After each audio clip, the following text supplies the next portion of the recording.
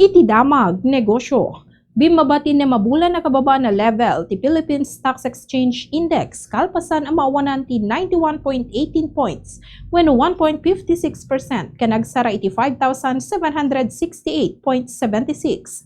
Apektado ti lokal na merkado ti kinaawan ti kasiguraduan ti riribok iti nagbayatan ti Amerika ken Iran. Segun kadagiti analyst, uray no dadagiti pagilasinan ti posible a katulagan ti nagbayatan ti Amerika ken Iran. Agtultuloy lata dagiti military tension amang pagpababa ti talek dagiti agpuunan. Dimmakelpay ti net foreign selling ti 6.65 billion pesos nga isu iti may kadwa kadakela na daily outflow it atawen.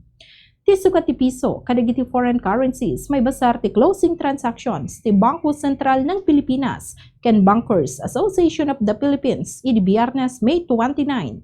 US dollar 61 pesos and 59 centavos, Singapore dollar 48 pesos and 34 centavos, Hong Kong dollar 7 pesos and 87 centavos, Euro 71 pesos and 84 centavos, ken Saudi Arabian Rial 16 pesos and 43 centavos.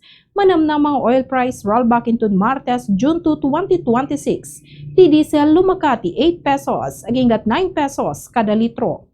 Ti gasolina lumakati 5 pesos aginggat 6 pesos kada litro. Ken ti kerosene lumakati 9 pesos aginggat 10 pesos kada litro. Daytoy ti damag negosyo para iti Bombo News and Views. Daytoy ni Bombo Junior Arizabal Alcartado, and this is Bombo Radio Philippines, the #1 and most trusted source of news and information. Basta Radio Bombo.